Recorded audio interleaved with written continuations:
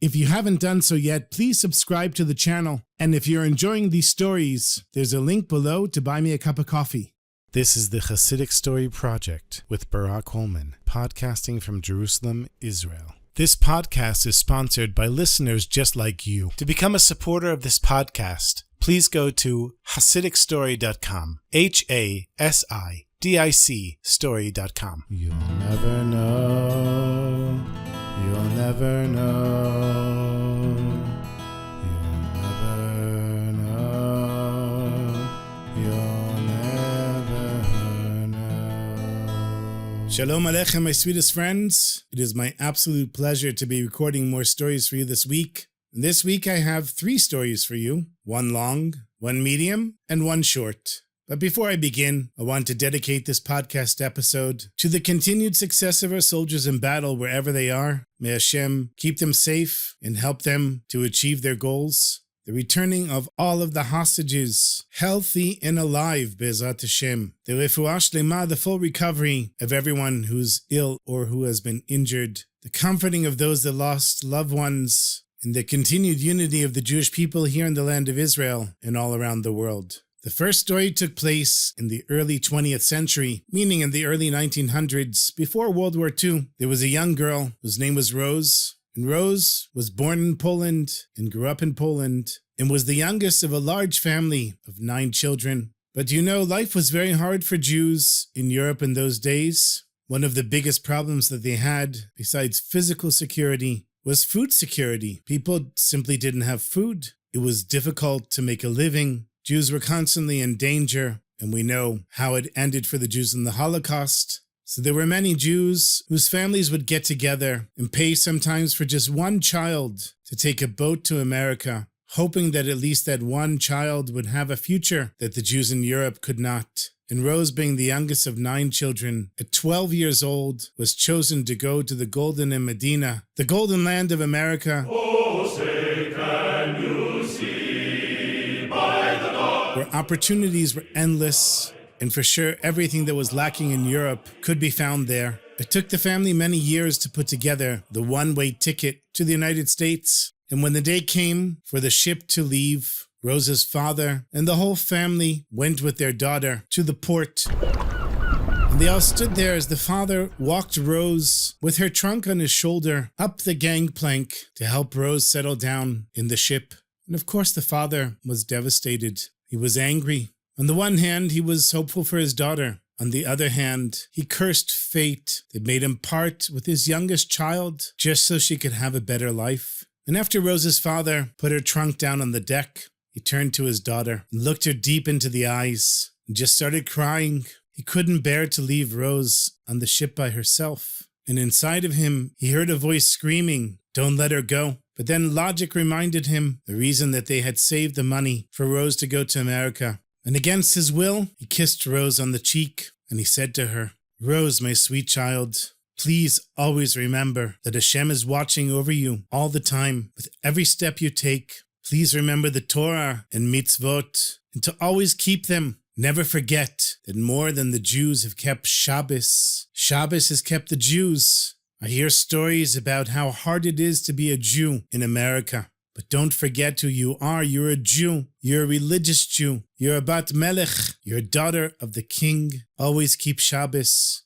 No matter what sacrifice you have to make. Please, my daughter, remember these words." And Rose gave her father a huge hug, hoping that he wouldn't have to leave her. And her father gave another big sigh, bent over, and gave his daughter a hug that was meant to last her a lifetime. They heard the blast from the ship. And the 2 of them realized that Rose's father had to go down the gangplank, go back to his life in Poland, while she would steam away from the shtetl life to a new life in America. And as Rose watched the shore disappear and eventually only be surrounded by ocean, she took a deep breath into the fresh sea air and looked around her, and everyone there was in the same situation that she was. Everyone was leaving family behind, and everyone was curious as to see what was waiting for them in the Golden in Medina. Rose was a little more anxious than some other people because she had cousins there who were going to welcome her But would they actually be waiting for her when she arrived at the port in America? And how would she get along in speaking English? She really only knew Yiddish and Polish. She had tried to study English, but it wasn't easy. So many thoughts were going through her head, and at the same time she kept hearing her father say, Rose, you're a daughter of the king. Never forget who you are. And more than the Jews kept Shabbos, Shabbos kept the Jews. And as the ship made its entrance into New York Harbor, the passengers stood against the railing, shouting and clapping,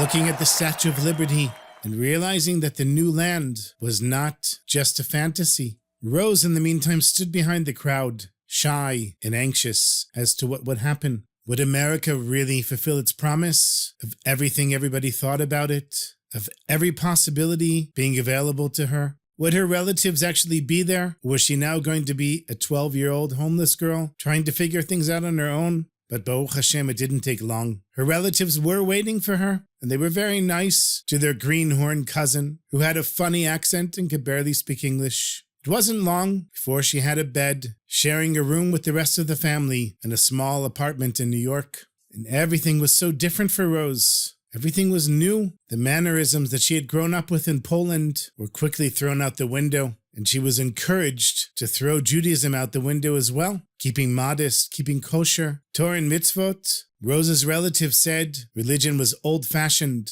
and it was unnecessary in America. They told her in America, we're free to do whatever we want. We're not slaves to religion like we were back in Europe. You can wear what you want, and you can eat what you want, and you can do what you want, and no one will care. But Rose remembered her father's words, keep the Shabbos. And so she put on new fashionable clothes and had her hair cut to suit the fashion of the day. But she wouldn't give up on Shabbos. And even though she was only 12, she appeared more mature, and she was more mature. And it wasn't long before Rose found a job running a sewing machine in one of the sweatshops in New York. She started working on a Monday, and as every day passed, she wondered to herself, what was she going to do when Shabbos came? How would she explain to her employer that she couldn't work on Shabbos? And the first Friday afternoon came, and Rose left work, and on Shabbos, on Saturday, she did not show up. When she came in on Sunday, the foreman said to her, "No, why weren't you here yesterday? Everybody has to work here on Saturday, 7 days a week." And Rose said she had a terrible toothache, and she was so sorry. So the foreman said, "Okay, no problem." But the next week, she had a stomach cramp, and after 3 weeks of this, the foreman understood exactly what was going on. He called Rose over and he said, "Listen, Rose, you're not in Poland anymore. You're in America, and I like your work, and I like you, but this keeping Shabbos thing has to stop. Either you come here this next Shabbos, or don't bother coming back, because you won't have a job here." And when she came home and told her relatives what the foreman had said, they told her, "Rose, you have to work on Shabbos. We told you, this is not Europe. You have to work on Shabbos." And they put all kinds of pressure on Rose. They made fun of her. They insisted. They told her if she didn't bring in her amount of money, she wouldn't be able to stay there. And Rose, mamish, didn't know what to do. She was so young, and she wanted to be with her relatives, and she wanted to make them happy. But she kept remembering her father, the tears in his eyes, her father that she loved so much. "You're a daughter of the king. Always remember who you are. More than the Jews kept Shabbos. Shabbos kept the Jews." And she thought, if only my father was here to give me chizuk, to help me be strong. I want my friends to be happy with me, and I want to fit into America. On the other hand, how can she give up on Shabbos? How can she give up on the beauty that her parents taught her of what it is to be a Jew? In the meantime, her relatives kept telling her, "Rose, listen to us. We know it's good. We've been here much longer than you. It's fine. You can work on Shabbos. Nothing's going to happen to you." And that Friday, Rose walked to work with her lunch bag in her hand, deep, deep in thought. And as she was staring at the sewing machine throughout the day, listening to the humming of the other machines, she did her job without paying attention, because all she was thinking about is what was she going to do on Shabbos. And one thought said, is it such a big deal? You can sit here sewing and davening, maybe even learn some Torah. Is that so bad? And the machines kept going, and Rose's thoughts kept spinning. What was she going to do? The sun set, and she walked back home. And on the walk home, Friday night, she made up her mind. She was a Jew, and she was going to keep Shabbos. It's true, Shabbos in America was not like Shabbos back home in Poland. It was cold. There wasn't a community. and everyone she knew was working on Shabbos and giving up everything that made them Jews, and she couldn't tell her relatives that she had no intention of going to work. So she packed her bag like she did every day, and she told them, you know what? You convinced me. I'm going to go to work today. Although in her head, she said, I'm going to work, meaning I'm going to keep Shabbos today. And she left the house in the morning, pretending to go to work, but she just walked through the streets of Manhattan. And later in the day, she rested in a park with the city's pigeons. And she started singing a song, and she said, Tati, this song is for you. She sang the song as the pigeons ruffled their feathers. And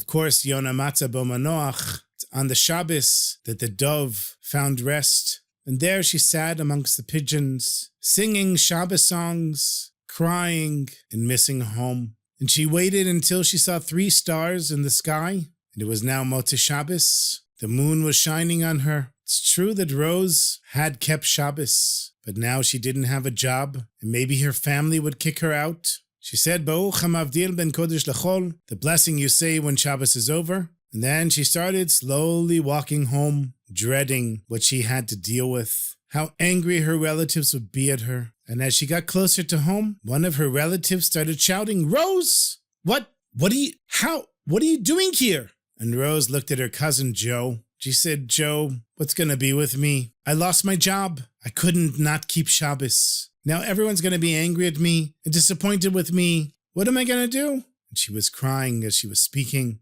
And Joe just had this strange look on his face, turning his head, his eyes and mouth wide open. And he said, Rose, didn't you hear? She said, hear what?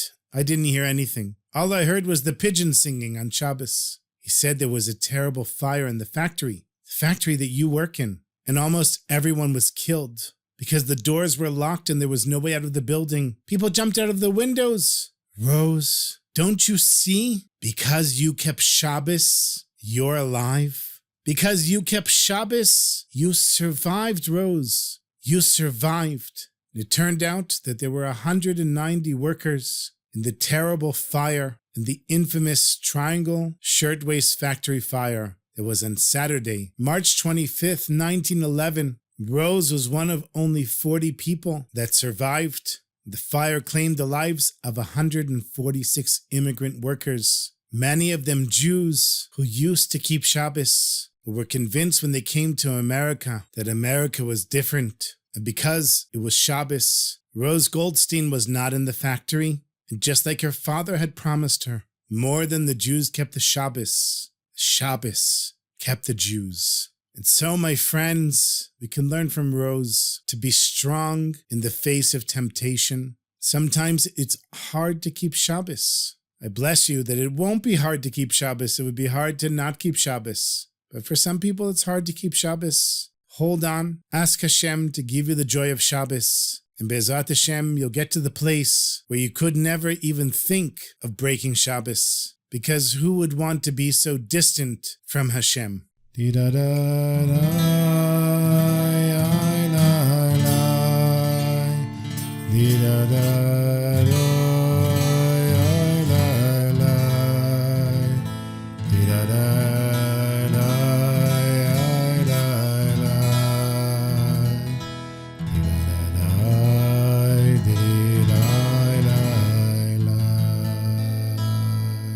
I have another story for you. Everyone knows that in every generation there are hidden tzaddikim who walk amongst us, but we wouldn't know who they were. Many times they're dressed as simple, ignorant Jews. Rabbi Gershon Kitover, who was the brother-in-law of the famous Heilige Baal Shem Tov, once asked the Rebbe, the Baal Shem Tov, to reveal to him one of the hidden tzaddikim. And at first the Baal Shem Tov said no, but Reb Gershon persisted until eventually the Baal Shem Tov agreed. He said, this Friday night, when you're in shul, look at the crowd of the beggars waiting by the door to be invited for Shabbos meals. One of them will be a hidden tzaddik.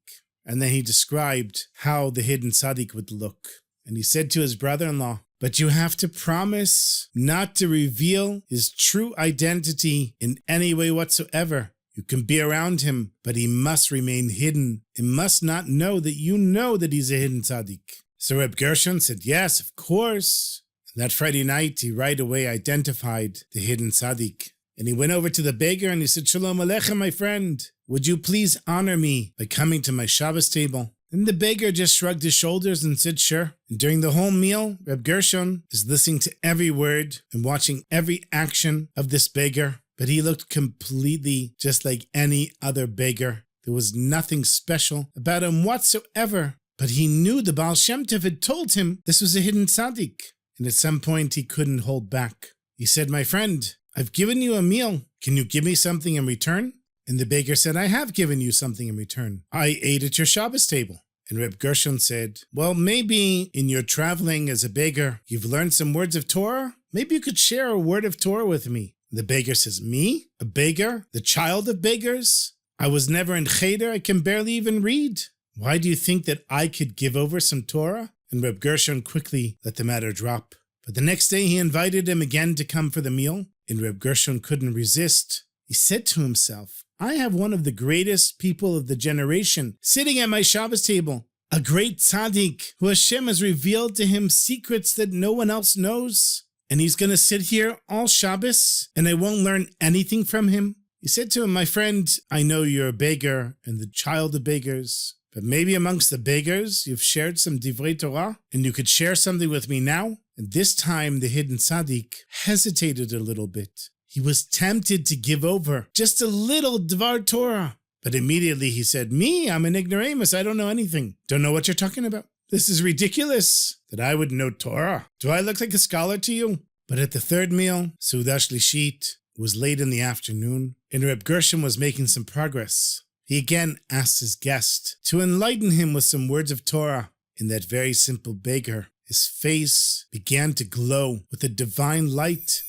And the wrinkles and dirt in his face all of a sudden looked like the clothes of the Kohen Gadol, the high priest on Yom Kippur. He opened his mouth, he was ready to say something, but before a single word came out of his mouth, he put his hand in his mouth and pinched his lips together. And then he jumped out of his seat and ran out of the house.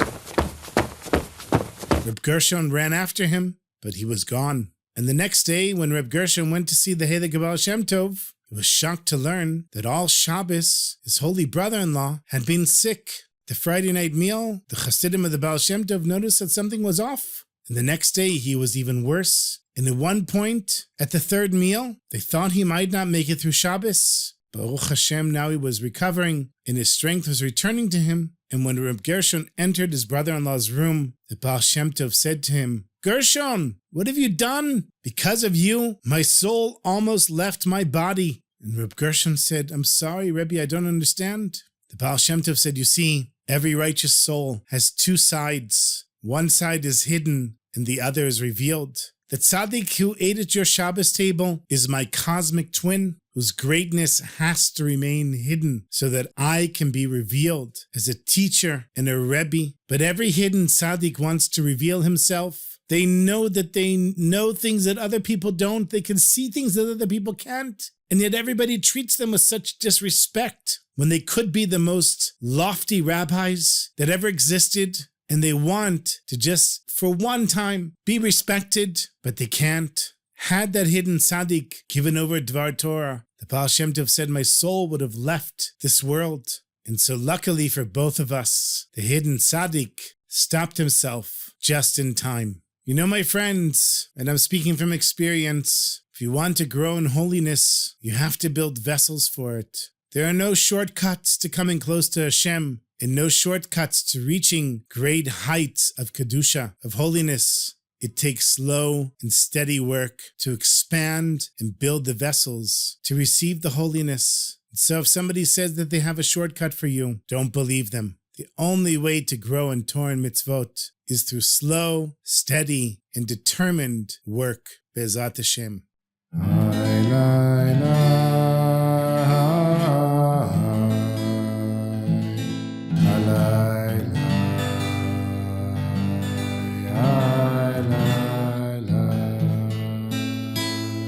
So I mentioned that I had one more story for you. It's a short one, but I have so many of these tiny short stories, I need to start squeezing them in every now and then. Rabbi Moshe Rosen was the chief rabbi of Romania in 1948.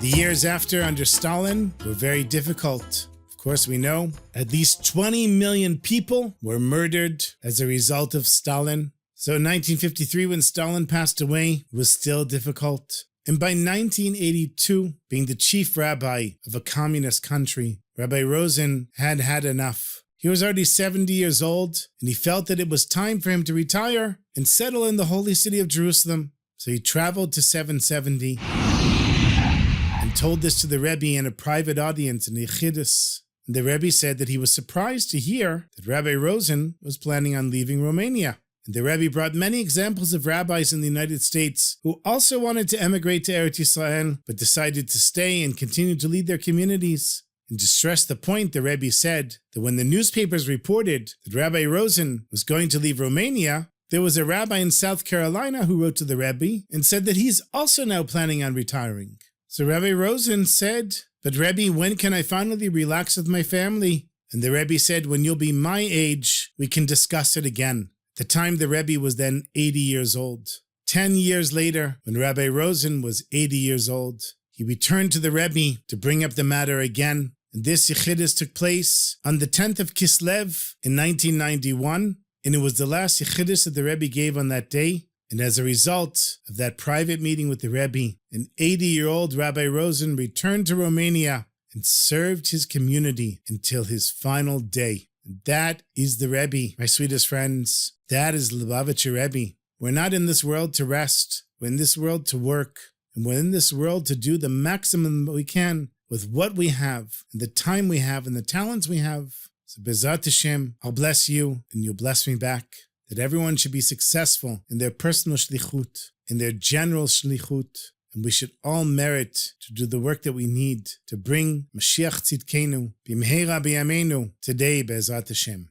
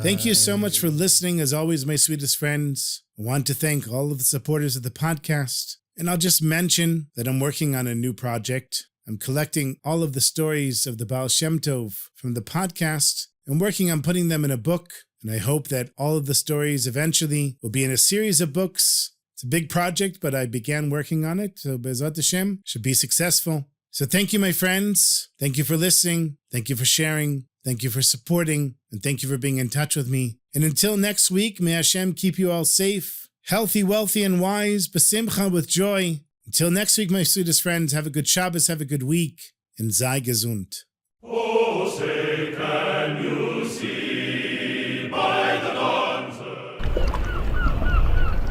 what's so proud?